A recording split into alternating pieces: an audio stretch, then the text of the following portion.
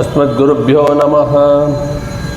வேதமுடன் ஆழ்வார்கள் அருளிச் செயலும் சீரிய நல்வாக்குடன் இனிய அமுதிசையும் பற்பல கற்பித்து நம்மை உய்விக்கும் தொண்டாற்றிடும் நம் ஆசான் ஸ்ரீ ஸ்ரீநிதி வாழ்க பல்லாண்டு. வேதாந்த லக்ஷ்மண முனீந்திர குபாத்த போதம் தத்பாதயுக்ம சரசீருஹ பிருங்கராஜம் த்ரையந்த யுக்ம கிருதபூரி பரிஷ்ரமம் தம் ஸ்ரீரங்க லக்ஷ்மண முனிம் சரணம் பிரபத்யே. ராமானுஜதயாபாத்திரம் ஞான வைராக்யபூஷணம் ஸ்ரீமத்வேங்கடநாதார்யம் வந்தே வேதாந்ததேசிகம். லக்ஷ்மீநாதசமாரம்பாம் நாதயாமன மத்தியமாம் அஸ்மதாச்சாரியபர்யந்தாம் வந்தே குருபரம்பராம். யோ நித்யமच्युतपदाम्बुजयुग्मरुक्म व्यामोहतस्ततितराणि तृणाय मेने अस्मद्गुरोर्भगवतोऽस्य दैकसिन्धोः रामानुजस्य चरणौ शरणं प्रपद्ये. श्रीमान् वेङ्कटनाथार्य कवितार्किककेसरी वेदान्ताचार्यवर्यो मे सन्निधत्तां सदा हृदि.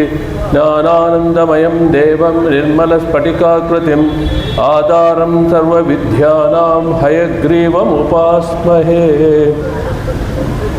नीलातुङ्गस्तनिगिरितटी सुप्तम् उद्बोध्य कृष्णं पारात्यं संश्रुतिशतशिरसिद्धम् अध्यापयन्ति. स्वोचिष्टायां सृजनिगलितं या बलात्कृत्य भुङ्क्ते गोदा तस्यै नमेदमिदं भूय एवास्तु भूयः. अन्नवयल पुदुवै आण्डाळ அரங்கற்கு பன்னொத்திருப்பாவை பல்பதியம் இன்னிசையால் பாடிக் கொடுத்தாள் நற்பாமாலை.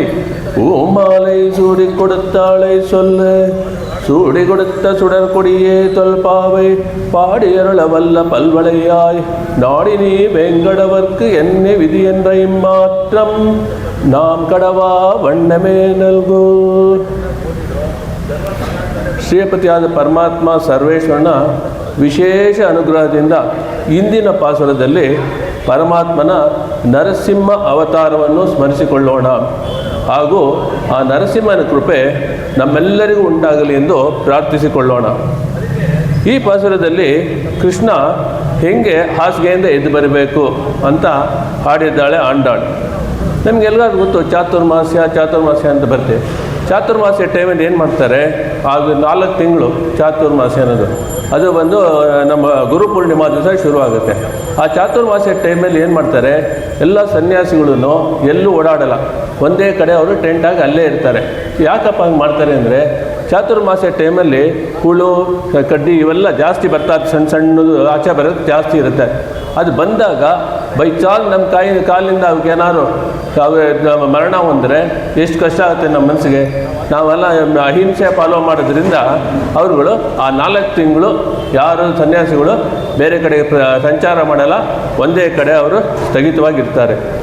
ಈ ಹೆಂಗೆ ಇದು 4 ತಿಂಗಳು ನಾವು ಚಾತುರ್ಮಾಸ್ಯ ಅಂತ ಹೇಳ್ತೀವಲ್ಲ, ಅದೇ ಥರ ನಮ್ಮ ಸಿಂಹ ಇದೆ ನೋಡಿ. ಆ ಸಿಂಹ ಏನು ಮಾಡುತ್ತಂತೆ, ಮಳೆಗಾಲದಲ್ಲಿ ತನ್ನ ಗುಹೆ ಒಳಗೆ ಹೋಗ್ಬಿಟ್ಟು ಬೇರೆ ಎಲ್ಲೂ ಹೋಗಲ್ವಂಥದ್ದು. ತನ್ನ ಗುಹೆಯಲ್ಲಿ ಬಿಟ್ಬಿಟ್ಟು ಎಲ್ಲೂ ಹೋಗೋದಿಲ್ಲ. ಮಳೆಗಾಲದಲ್ಲಿ ನಮ್ಮ 4 ತಿಂಗಳು ಚಾತುರ್ಮಾಸ್ಯ ಟೈಮಲ್ಲಿ ನಮ್ಮ ಸನ್ಯಾಸಿಗಳು ಒಂದೇ ಕಡೆ ಇರುತ್ತಾರ, ಈ ಸಿಂಹ ಏನು ಮಾಡುತ್ತಂತೆ, ಒಂದೇ ಗುಹೆಯಲ್ಲಿದ್ದು ಆಚೆನೇ ಬರೋದಿಲ್ವಂತೆ. ಅದಕ್ಕೆ ಆಂಗ್ಲ ಭಾಷೆಯಲ್ಲಿ ಹೈಬರ್ನೇಷನ್ ಅಂತ ಹೇಳ್ತೀವಿ. ಅದು ಏನಾಗಿರುತ್ತೆ, ಸಿಂಹ ಚೆನ್ನಾಗಿ ತಿಂದಿರುತ್ತೆ, ಶರೀರದಲ್ಲಿ ತುಂಬ ಶಕ್ತಿ ಇರುತ್ತೆ, ಕೆಲಸ ಮಾಡಿದ್ರೆ ಅದನ್ನು ಸುಸ್ತಾಗೋದು, ಬರೀ ನಿದ್ದೆ. ಅದು ಯಾವ ಕೆಲಸನೂ ಮಾಡಲ್ಲ, ಗುಹೆಯಲ್ಲಿ ಯಾವಾಗಲೂ ನಿದ್ರೆ ಮಾಡ್ತಾ ಇರುತ್ತೆ ಆ 4 ತಿಂಗಳು. ಕೃಷ್ಣ, ನೀನು ಮಂಚದಿಂದ ಎದ್ದು ಸಿಂಹಾಸನದಲ್ಲಿ ಬಂದು ಕುಳಿತುಕೋ. ಅದಕ್ಕೆ ಕೃಷ್ಣ ಹೇಳ್ತಾನಂತೆ, ನನ್ನ ಯಾಕೆ ಅಷ್ಟು ದೂರ ನಡೆದು ಬರಬೇಕು ಅಂತ ಹೇಳ್ತೀರಾ ಅಂತ ಕೇಳಿದಂತೆ. ಅದಕ್ಕೆ ಇವ್ರು ಹೇಳಿದ್ರಂತೆ, ನಿನ್ನ ನಡೆಯ ಸೌಂದರ್ಯವನ್ನು ಕಾಣಬೇಕು ಅಂತಲೇ ನಿನ್ನ ಹತ್ರ ಹೇಳ್ತಾ ಇದ್ದೀವಿ ಅಂತ ಹೇಳಿದೆ. ಈ ಪಾಸುರಕ್ಕೆ ಸಿಂಹ ಪಾಶುರ, ಫುಲ್ ಸಿಂಹ ಬಗ್ಗೆ ಹೇಳಿದ ಈ ಪಾಸುರಕ್ಕೇನೆ ಸಿಂಹ ಪಾಶುರ ಅಂತ ಹೇಳ್ತಾರಂತೆ. ಈಗ ಆ ಪಾಸುರ ಹೆಂಗಿದೆ ನೋಡೋಣ. மாரி மலை முழஞ்சல் மண்ணை கிடந்துறங்கும் சீரிய சிங்கம் அறிவற்று தீழ்த்து வேரிமை பொங்க எப்பாடும் பேந்திதுரி மூறி நிமிர்ந்து முழங்கப்பரப்பட்டு போதருமா போலே நீ பூவை பூவண்ணா உன் கோயில் நின்று இங்கனே போந்தருளி கோப்படைய சீரிய சிங்காசனத்திருந்து யாம் வந்த காரியம் ஆராய்ந்து அருளேலோர் எம்பாவாய். மாறி மலைமுழஞ்சில் மண்ಣಿಟ್ ಕಿಡಂದರಂಗಂ ಸೀರಿಯಸ್ ಸಿಂಗಂ ಅರಿವಿಟ್ರೆ. ಮಳೆಗಾಲದಲ್ಲಿ ಕಾಡುಗೆಲ್ಲ ರಾಜನಾದ, ಆ ಪ್ರಾಣಿಗಳಿಗೆಲ್ಲ ರಾಜನಾದ ಸಿಂಹ ಏನು ಮಾಡುತ್ತೆ ಅಂದರೆ ಒಂದು ಗುಹೆ ಒಳಗೆ ಹೋಗಿ ಕೂತ್ಕೊಂಡ್ಬಿಟ್ಟು ಅಲ್ಲಿ ಮಲ್ಕೊಂಡ್ಬಿಡತ್ತೆ. ಆ ಸಿಂಹ ಒಳಗಿರುತ್ತಲ್ಲ ಮಳೆಗಾಲದಲ್ಲಿ ಅವಾಗ ಏನು ಮಾಡುತ್ತಂತೆ, ಸಣ್ಣ ಪ್ರಾಣಿಗಳೆಲ್ಲ ಅಲ್ಲಿ ಹೋಗ್ಬಿಟ್ಟು ಗುಹೆ ಬಂದರೆ ಹೋಗ್ಬಿಟ್ಟು ಕೂತ್ಕೊಳ್ಳುತ್ತಂತೆ. ಇಷ್ಟ ಇದ್ರೆ ಆಚೆ ಬಂದು ನೋಡು. ಇವಾಗ ಇದಕ್ಕೆ ಸಣ್ಣ ಪ್ರಾಣಿಗಳಿಗೆ ಅದು ಆಚೆ ಇರೋ ಒಳಗೆ ನೋಡೋಕ್ಕೆ ಹತ್ರನೇ ಬರೋದಿಲ್ಲ. ಈಗ ಅದರೊಳಗಿರೋವಾಗ ಬಂದು ಕೂತ್ಕೊಳ್ಳುತ್ತಂತೆ. ಬಾ ಇಷ್ಟ ಇದ್ದರೆ ಆಚೆ ಬಂದು ನೋಡು, ನಾವೆಲ್ಲ ಆರಾಮಾಗಿದ್ದೀವಿ ಅಂತ ಹೇಳ್ತಂತೆ. ಅದಕ್ಕೆ ಅವಳು ಏನು ಮಾಡಲ್ಲಂತೆ, ಸರಿ ಈಗ ಎಲ್ಲಿ ಬಿಟ್ಬಿಡೋಣ ಅಂತ ಹೇಳ್ಬಿಟ್ಟು ಆಮೇಲೆ ಏನಾಗುತ್ತೆ, ನಿಧಾನಕ್ಕೆ ಆಚೆ ಬರೋಕ್ಕೆ ಶುರು ಆಗುತ್ತೆ. ಆವಾಗ ಹೇಳ್ತಂತೆ ಆಚೆ ಬಂದುಬಿಟ್ಟು ಈ ಕಡೆ ನೋಡತ್ತಂತೆ. ಈಗ 4 ತಿಂಗಳು ಆಗೋಯ್ತು. ಆದಮೇಲೆ ಈ ಕಡೆ ಬಂದುಬಿಟ್ಟು ಈ ಕಡೆ ನೋಡಿಬಿಟ್ಟು, ಯಾರು ನಾನು ಕರೆದಿದ್ದು, ನಾನು ಗುಹೆಯಲ್ಲಿದ್ದಾಗ ಯಾರು ಕರೆದಿದ್ದು, ನೀವೆಲ್ಲ ನಿಮ್ಮ ಧೈರ್ಯ ಇದೆ ಈಗ ಬನ್ನಿ ಅಂತ ಅದು ಹೇಳುತ್ತಂತೆ. ಆ ಥರ ಅಷ್ಟು ಫುಲ್ ಸ್ಟ್ರೆಂತಲ್ಲಿ ರಿಗೈನ್ಡ್ ಆಲ್ ಸ್ಟ್ರೆಂತ್ 4 ಮಂತ್ಸ್ ನಿದ್ದೆ ಮಾಡಿ ಸ್ಟ್ರೆಂತನ್ನು ತೊಗೊಂಡು ಬಂದಿರುತ್ತಂತೆ. ಅಂತ ಮಾರಿ ಮಲೆಮುಳಂಜಲ್ ಮನ್ನಿ ಅಂದರೆ ಚೆನ್ನಾಗಿ ಅನುಭವಿಸ್ಕೊಂಡು ನಿದ್ರೆ ಮಾಡೋದು. ಹಾಗಂದ್ರೆ ಏನಂದರೆ ನಿದ್ರೆ ಚೆನ್ನಾಗಿ ಅನುಭವಿಸ್ಬೇಕು. ಅಯ್ಯೋ ರಾತ್ರಿ ಬಂತಲ್ಲ ಅಂತ ನಿದ್ದೆ ಮಾಡಬೇಕು ಅಂತ ಇರಬಾರ್ದಂತೆ. ನಿದ್ದೆ ಹೇಗಿರಬೇಕು ಅಂದರೆ ಬೆಳಗ್ಗೆ ಎದ್ದ ತಕ್ಷಣ ನಮಗೆ ಆಹಾ ಎಂಥ ನಿದ್ದೆ ಬಂತು ಅಂತ ಹೇಳಬೇಕು. ಜೊತೆಗೆ ನಮ್ಮನ್ನು you should feel fresh to start another day gifted to us by Paramatma. ಒಂದೊಂದು ದಿವಸ ನಮಗೆ ಎಕ್ಸ್ಟ್ರಾ ಕೊಟ್ಟಿರೋಂಥ ಲೈಫಲ್ಲಿ ಇದನ್ನು ನಾವು ನೆಕ್ಸ್ಟ್ ಇವತ್ತು ಏನು ಮಾಡಬೇಕು ಅನ್ನೋ ಒಂದು ಸ್ಫೂರ್ತಿ ನಮ್ಮಲ್ಲಿ ಬರೋ ಥರ ಇರಬೇಕು ಅಂದರೆ ನಿದ್ದೆ ಚೆನ್ನಾಗಿರಬೇಕು ಅಂತ ಆಂಡಾಳು ಹೇಳ್ತಾಳಂತೆ. ಆ ಸಿಂಹ ಆ ಥರ ಅನುಭವಿಸ್ತಾ ಇದೆ ನಿದ್ರೆಯನ್ನು ಅಂತೇಳಿ ಇಲ್ಲಿ ಮನ್ನಿ ಕೆಡಂದು ಉರಂಗುಂ ಅಂತ ಹೇಳಿದ್ದಾಳೆ. ಸೀರಿಯಸ್ ಸಿಂಗಂ. ಈ ಮಾರಿಕಾಲ ಅಂದರೆ ಮಳೆಗಾಲ ಮುಗಿದೋದ ನಂತರ ಆ ಸಿಂಹಕ್ಕೆ ಗೊತ್ತಾಯ್ತಂತೆ ಮಳೆಗಾಲ ಆಗೋಯ್ತು ಅಂತ. ಗುಹೆ ಒಳಗಿಂದ ಬಂದು ಆಚೆ ಈಚೆ ನೋಡ್ತಾ ಇದ್ದಂತೆ. ನೋಡಿದ್ರೆ ಸ್ವಲ್ಪ ಸೂರ್ಯನದು ಕಿರಣಗಳು ಆಚೆ ಕಾಣಿಸ್ತಾ ಇದೆ, ಪ್ರಕಾಶ ಕಾಣಿಸ್ತಾ ಇದೆ. ಸೀರಿಯಸ್ ಸಿಂಗಂ. ಈ ಸಿಂಹ ಏನು ಮಾಡ್ತಾ ಇದ್ದಂತೆ, ಆಚೆ ಬಂದು ಗರ್ಜಿಸೋಕ್ಕೆ ಶುರುವಾಯ್ತಂತೆ. ಗರ್ಜಿಸ್ತಾ ಇದೆ, ಅರಿವಿಟ್ಟು ತೀವಿಳುತ್ತೆ. ಈಗ ಅದಕ್ಕೆ ಜ್ಞಾನ ಬಂತಂತೆ. ಜ್ಞಾನ ಬಂದ್ಬಿಟ್ಟು ಚೆನ್ನಾಗಿ ಅಕ್ಕಪಕ್ಕ ನೋಡಿಬಿಟ್ಟು 1000 ಸೂರ್ಯಗಳು ಎಷ್ಟು ಪ್ರಕಾಶವಾಗಿರುತ್ತೋ, ಎಷ್ಟು ಬೆಳಕು ಕೊಡುತ್ತೋ ಅಷ್ಟು ಬೆಳಕು ಆ ಸಿಂಹದ ಕಣ್ಣಲ್ಲಿತ್ತಂತೆ. ಸಿಂಹದ ಕಣ್ಣುಗಳಲ್ಲಿ 1000 ಸೂರ್ಯರಷ್ಟು ಬೆಳಕು ಅಷ್ಟದಲ್ಲಿತ್ತು. ಮಾರಿ ಮಲೆಮುಳಂಜಲ್ ಮನ್ನಿ ಕಿಡಂದರಂಗುಂ ಸೀರಿಯ ಸಿಂಗಂ ಅರಿವಿಟ್ಟು ತೀವಿಳುತ್ತೆ. ವೇರಿ ಮೈರ್ಪಂಗ ಎಪ್ಪಾಡುಂ ಪೇಂದುದರಿ. ಆ ಸಿಂಹ ಏನು ಮಾಡ್ತಂತೆ, ಹಿಂಗೆ ಅದರದ್ದು ಸಟಲ್ ಇರುತ್ತಲ್ಲ, ಅದನ್ನ ಸಟಾಪಟಲ ಅಂತಾರೆ. ಹಿಂಗೆ ಮಾಡಿ ರೋಮಗಳನ್ನೆಲ್ಲ ಹಿಂಗೆ ಮಾಡಿ ಒಂದ್ಸಲಿ ಒದರ್ಕೊಳ್ತಂತೆ. ಎದ್ದಿತು. ಆಮೇಲೆ ಏನು ಮಾಡ್ತಂತೆ, ಮೂರಿ ನಿಮೆಂದು ಮುಳಂಗಿ ಪರಪಟ್ಟೆ. ಆಮೇಲೆ ಏನು ಮಾಡ್ತಂತೆ, ಹಿಂಗೆ ಸ್ಟ್ರೆಚ್ ಮಾಡ್ಕೊಂಡ್ಬಿಟ್ಟು ಒಂದು ಗರ್ಜನೆ ಮಾಡ್ತಂತೆ. ಹಾಗೆ ಭಯಂಕರವಾಗಿ ಹೊಡ್ತಾ ಇದ್ದ ಸಿಂಹ. ಅಷ್ಟು ಭಯಂಕರವಾಗಿ ಬರ್ತಾ ಇದ್ದಂತೆ ಸಿಂಹ. ಕೃಷ್ಣ, ನೀನು ಒಂದು ಸಿಂಹ ಥರನೇ ಇದೆಯಲ್ಲ, ಸಿಂಹ ವನದಲ್ಲಿರುತ್ತೆ, ನೀನು ಒಂದು ವನದಲ್ಲಿ ತಾನೇ ಇದೆಯಾ ಅಂತ ಹೇಳಿದ್ರಂತೆ. ಯಾವ ವನ? ಬೃಂದಾವನ ಅಂತ ಹೇಳಿದ್ರಂತೆ. ಕೃಷ್ಣ, ನೀನು ಒಂದು ವನದಲ್ಲಿದೆಯಾ, ಬೃಂದಾವನದಲ್ಲಿದೆಯಾ ಅಂತೇಳಿ. ಇಲ್ಲಿ ನಿನ್ನ ಮಂಚ ಅನ್ನುವ ಗುಹೆಯಲ್ಲಿದೆಯಾ, ಆದ್ದರಿಂದ ನೀನು ಮುಳಂಗಿ ಪುರಪಟ್ಟೆ, ನಮಗೆ ಅನುಗ್ರಹ ಮಾಡಬೇಕು. ನೀನು ಸಿಂಹ, ಕಾಡಿನಲ್ಲಿರೋದು ಸಿಂಹನೇ, ಆದರೆ ಇವೆರಡಕ್ಕೂ ಎಷ್ಟೋ ವ್ಯತ್ಯಾಸ ಇದೆ ಕೃಷ್ಣ ಅಂತ ಹೇಳ್ಬಿಟ್ಟು ಆಂಡಾಳು ಹೇಳ್ತಾಳಂತೆ. ಕೃಷ್ಣನ ಸೌಂದರ್ಯ ನೋಡಿ ಹೇಳ್ತಾಳಂತೆ, ಹೇ ಕೃಷ್ಣ, ನಿನ್ನ ಅವತಾರಗಳಲ್ಲಿ 3 ಸಿಂಹಗಳಾಗಿ ನೀನು ಬಂದಿದ್ದೀಯಲ್ಲ, ಎಷ್ಟು ಚೆನ್ನಾಗಿ ಹೇಳ್ತಾ ನೋಡಿ. ಇದು ಸಮಥಿಂಗ್ ಸ್ಪೆಷಲ್ ಆಗಿದೆ. ಕೃಷ್ಣ, ನಿನ್ನ ಅವತಾರಗಳಲ್ಲಿ 3 ಸಿಂಹಗಳಾಗಿ ಬಂದಿದೆಯಲ್ಲ ಅಂತ. ನಮಗೆ ಗೊತ್ತಿಲ್ಲ ಒಂದೇ ಒಂದು ಸಿಂಹ, ಅದೇ ನೋಡ್ತಾ ಇದ್ದೀವಿ, ನರಸಿಂಹ. ಅದ್ರ ಬದಲು 3 ಸಿಂಹ ಬಂತು ಅಂತ ಅಲ್ಲಿ ಹೇಳ್ತಾರೆ. ಅದೇನು ನೋಡೋಣ ಈಗ. ಮೊದಲನೇದಾಗಿ ನರಸಿಂಹ, ಎರಡನೇದಾಗಿ ರಾಮಾವತಾರ ಮಾಡಿದಾಗ ರಾಘವ ಸಿಂಹ ಅಂತ ಬಂದೆಪ್ಪ.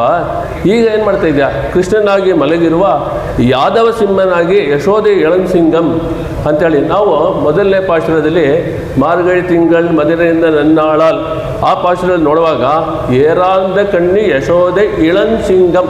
ಆ ಇಳಂಸಿಂಗಂ ಅಂತ ಕೃಷ್ಣನನ್ನು ಆಂಡಾಳ್ ತಿರುಪಾವಲ್ಲಿ ಇಂಟ್ರೊಡ್ಯೂಸ್ ಮಾಡಿದೆ, ನಮಗೆ ಪರಿಚಯ ಮಾಡಿಕೊಟ್ಟಿದ್ದು ಇಳಂಸಿಂಗಂ ಅಂತೇಳಿ. ನಿನ್ನ ಅವತಾರಗಳಲ್ಲಿ 3 ಸಿಂಹ ಇದೆ. ಮೊದಲನೇದು ನರಸಿಂಹ ಆ ಅಸುರ ಹಿರಣ್ಯಕಶಿಪುವಿನ ಕಂಬ ಅನ್ನೋ ಗುಹೆಯಿಂದ ಬಂದಿದ್ದಾನೆ. ಮೂರಿ ನಿಮೆಂದು ಮುಳಂಗಿ ಪರಪಟ್ಟೆ. ಇದರಲ್ಲಿ ಒಂದೊಂದರಲ್ಲೂ ಗುಹೆ ಎಲ್ಲಿದೆ, ಅವ್ರು ಎಲ್ಲಿಂದ ಬಂದರು, ಏನು ಮಾಡಿದ್ರು ಅಂತ 3 ನರಸಿಂಹನೇ ಇವಾಗ ನೋಡ್ತೀವಿ ನಾವು. ಫಸ್ಟು ನಾವು ನರಸಿಂಹ ಏನು ಮಾಡ್ತು ಅಂದರೆ ಕಂಬ ಅನ್ನೋ ಗುಹೆಯಿಂದ ಮೂರಿ ನಿಮೆಂದು ಮುಳಂಗಿ ಪರಪಟ್ಟೆ. ಈ ಸಿಂಹ ಯಾರಿಗಾಗ ಹೊರಡ್ತು ಅಂದರೆ ಪ್ರಹ್ಲಾದನಿಗೋಸ್ಕರ. ಪರಮಾತ್ಮ ಎಲ್ಲೋ ಇದ್ದಾನೆ ಅಂತ ಹಿರಣ್ಯಕಶಿಪು ಕೇಳಿದಾಗ ತತ್ ಸಾಧು ಮನ್ಯೇ ಹರಿಮಾಶ್ರಯತೆ ಕೌ ಅಂತ ಪ್ರಹ್ಲಾದ ಹೇಳ್ದ. ಅಪ್ಪ, ದೇವರ ಹತ್ರ ವಿರೋಧ ಮಾಡಿಕೊಂಡ್ರೆ ಕಾಡಲ್ಲಿ ಹರಿಯಾಗಿರೋ ಸಿಂಹ ನರಸಿಂಹನಾಗಿ ಬದಲಾಗಿ ನಿಮ್ಮ ಕುತ್ತಿಗೆ ಹಿಡ್ಕೊಂಡ್ಬಿಡ್ತಾನಪ್ಪ ಅಂತ ಹೇಳಿದಂತೆ ಪ್ರಹ್ಲಾದ ಆ ಭಕ್ತನ ಮಾತನ್ನು ಕಾಪಾಡೋದಕ್ಕೋಸ್ಕರ ನೀನು ನರಸಿಂಹನಾಗಿ ಕಂಬವನ್ನು ಸೀಳಿಕೊಂಡು ಕಂಬವನ್ನೇ ಗುಹೆಯಾಗಿ ಇಟ್ಟುಕೊಂಡು ಅದರಿಂದ ಹೊರಬಂದ ಸಿಂಹ, ಅದು ಮೊದಲನೇ ನರಸಿಂಹ. ಅದ್ರ ಬಗ್ಗೆ ಇನ್ನೂ ತುಂಬ ನೋಡ್ತೀವಿ ಇವತ್ತು. ಎರಡನೇದು ಸಿಂಹ ಬಂದು ಆ ರಾಮ ಇದಾರಲ್ಲ, ರಾಮಾವತಾರ ಟೈಮಲ್ಲಿ ಅವನು ರಾಘವ ಸಿಂಹ ಅಂತ ಕರೀತಿದ್ರಂತೆ. ರಾಘವ ಸಿಂಹ ಯಾವ ಗುಹೆಯಿಂದ ಬಂದಲ್ಲ ನಮಗೆಲ್ಲ ಗೊತ್ತಿಲ್ವಲ್ಲ.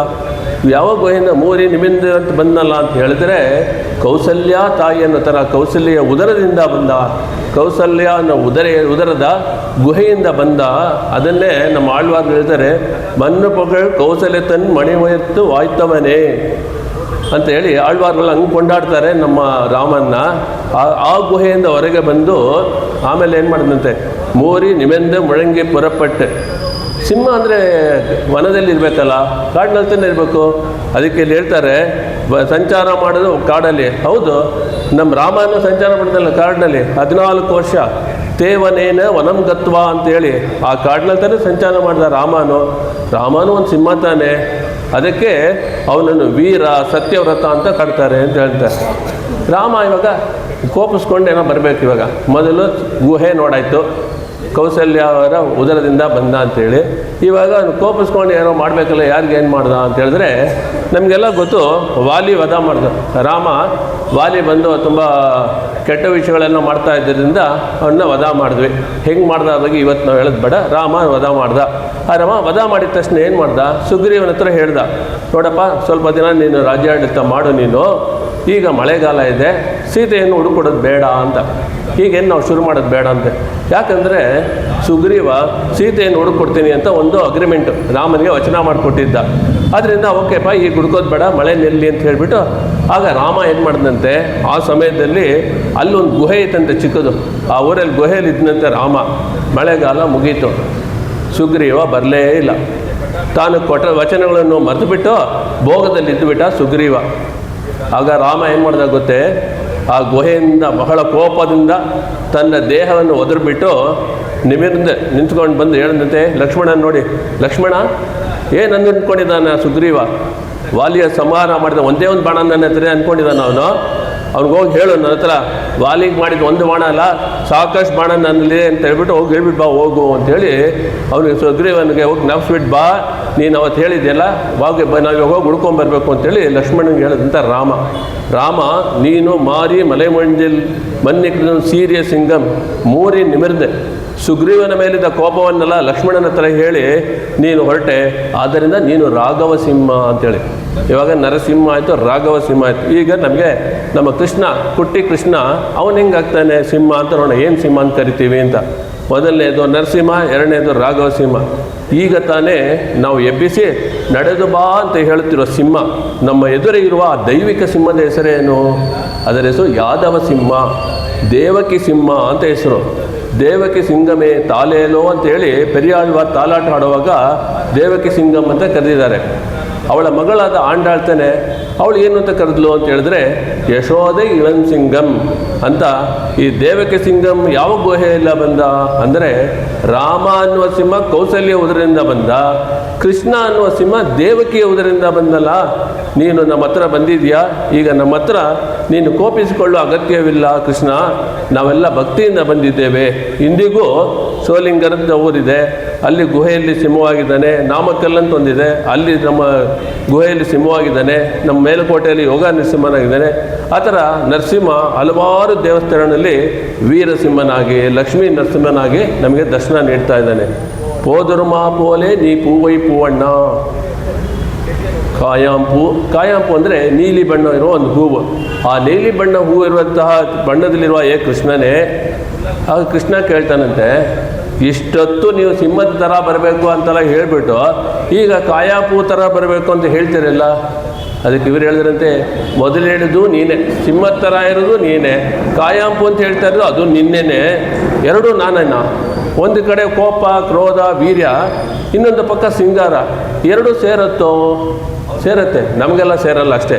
ಕೃಷ್ಣ ನಿನಗೆಲ್ಲ ಸೇರುತ್ತೆ, ಅಘಟಿತ ಗಣನಾ ಸಾಮರ್ಥ್ಯ ಕೂಡಿರುವ ನಿನ್ನಲ್ಲಿ ಎರಡೂ ಸೇರುತ್ತೆ ಅಂತ ಹೇಳಿಬಿಟ್ಟು, ಹೇ ಕೃಷ್ಣ ನೀನು ಸಿಂಹನಡೆಯನ್ನು ನನಗೆ ದಾಟಿ ಶುತೆ ವಿಹ ಗರಾಜ ಮೃಗಾದಿ ನಾಗಾದಿರಾಜ ಗಜರಾಜ ಹಯಾದಿರಾಜ ಎಲ್ಲಿ ಕೇಳಿದ್ವಿ ಇದು ವೆಂಕಟೇಶ್ ಸುಪ್ರಭಾತ. ಅದರಲ್ಲಿ ನಿನ್ನ ನಡೆ ಸೌಂದರ್ಯವನ್ನು ತಿಳಿಸ್ತಾರೆ.